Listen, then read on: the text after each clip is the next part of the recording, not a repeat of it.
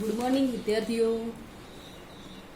CC 305 ભારતનો ઇતિહાસ મુગલ યુગ. અગાઉના લેક્ચરમાં આપણે મુગલ યુગ વિશેનો સિલેબસ જોયો હતો અને સિલેબસ જોયા બાદ આપણે મુગલ યુગની અંદર મુગલ વંશની સ્થાપના કેવી રીતે થઈ એ વિશે આપણે ચર્ચા કરી હતી. પરંતુ મુગલ યુગની સ્થાપના થઈ એ પહેલાં પણ ઘણા સતલત યુગના સુલતાનો એટલે કે સતલત યુગના રાજાઓ એ સમયે દિલ્હીની ગાદી ઉપર રાજ્ય કરી ગયા. હવે એ પછી આપણે ભારતના ઇતિહાસની અંદર જોયું તો મધ્યકાલીન ભારતનો ઇતિહાસ જાણવાના સાધનોની ચર્ચા કરો તે વિશેના પ્રશ્નની આપણે ચર્ચા કરી હતી. અને એ વિશેના સાધનો કયા કયા છે કે મધ્યકાલીન ભારતનો ઇતિહાસ જાણી શકાય. હવે પ્રશ્ન છે સિલેબસની અંદર કે બાબરના આક્રમણ સમયે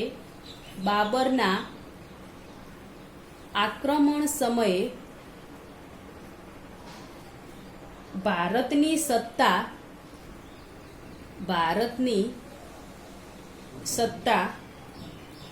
અને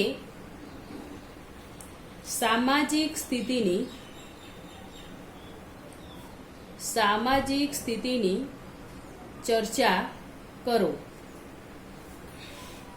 બાબરના આક્રમણ સમયે ભારતની સત્તા અને સામાજિક સ્થિતિની ચર્ચા કરો. હવે આપણે ભારતના ઇતિહાસમાં મુગલ યુગમાં આપણે જોઈશું તો બાબર એ કોણ હતો, ક્યાંથી આવ્યો હતો? તો બાબરનું મૂળ નામ જે હતું એ જહરુદ્દીન મોહમ્મદ હતું. બાબરના પિતા જે છે એ બાબરના પિતાનું નામ ઉમર શેખ મિર્ઝા હતું.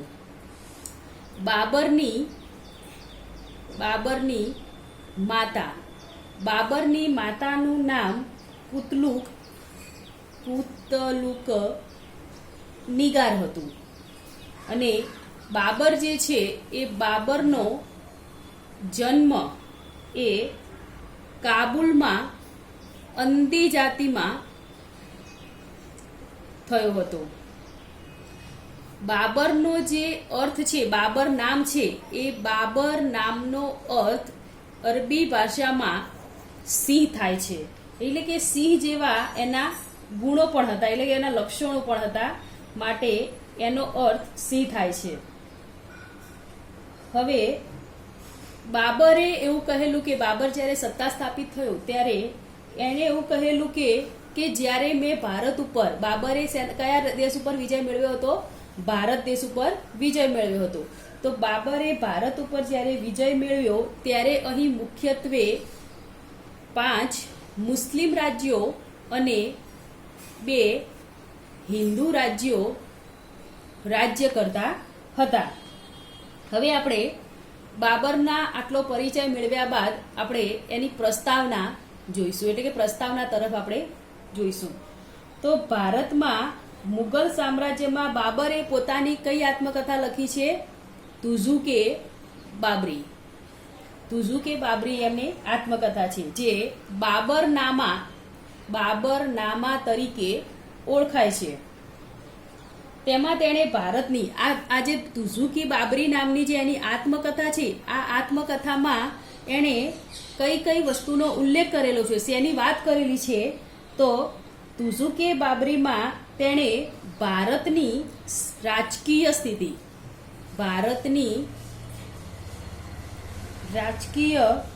સ્થિતિ અને ભારતની સામાજિક સ્થિતિની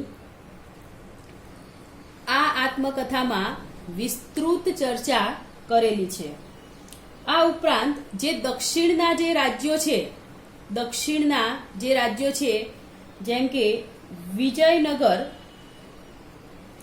અને એની પાસે આવેલ વિદેશી મુસાફરોના લખાણોમાંથી પણ બાબરને આક્રમણ સમયની ભારતની રાજકીય સામાજિક સ્થિતિને લગતી માહિતી પ્રાપ્ત થાય છે.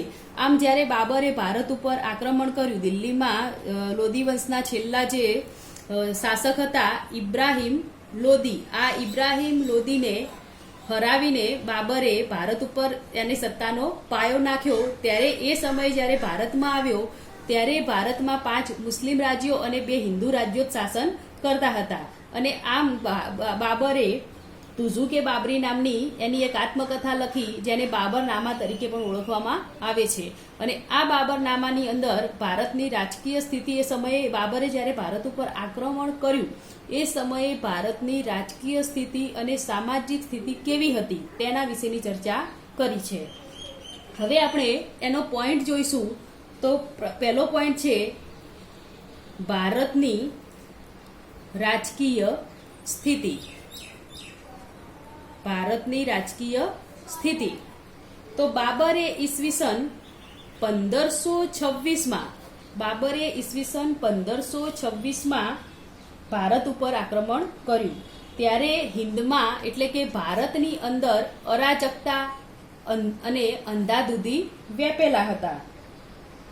સાચા અર્થમાં હિન્દુ સામ્રાજ્ય જુદા જુદા રાજ્યમાં વહેંચાઈ ગયેલું હતું. આમ જોવા જઈએ તો 5 મુસ્લિમ રાજ્યો હતા અને 2 હિન્દુ રાજ્યો હતા. તો હિન્દુ જે રાજ્યો છે એ હિન્દુ રાજ્ય 2 અલગ અલગ વિભાગમાં વહેંચાઈ ગયેલા હતા, અલગ અલગ સામ્રાજ્યમાં વહેંચાઈ ગયેલા હતા.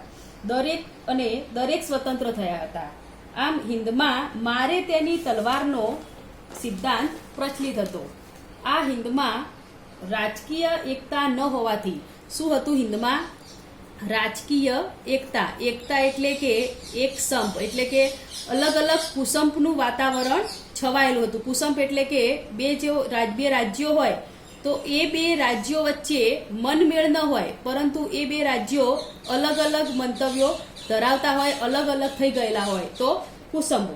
તો આ હિન્દમાં રાજકીય એકતા ન હોવાથી લોકોની અંદર દેશ માટે લડવાની ભાવના ન હોય તે સ્વાભાવિક છે.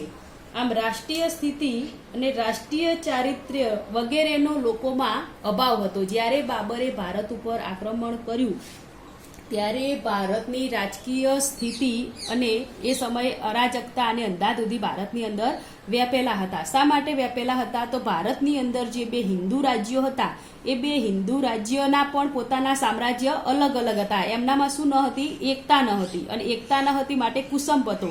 આમ 2 રાજ્યોનું સામ્રાજ્ય અલગ અલગ હોવાથી કોઈ પણ દેશ એટલે કે કોઈ પણ વ્યક્તિ ભારતની અંદર પોતાનું શાસન સ્થાપિત કરવા માટે આવી શકે. શા માટે? કારણ કે એકતા ન હોવાથી 2 સામ્રાજ્યો અલગ પડી ગયા હોવાથી બાબર જે છે એ બાબર ભારતમાં ફાવી શક્યો.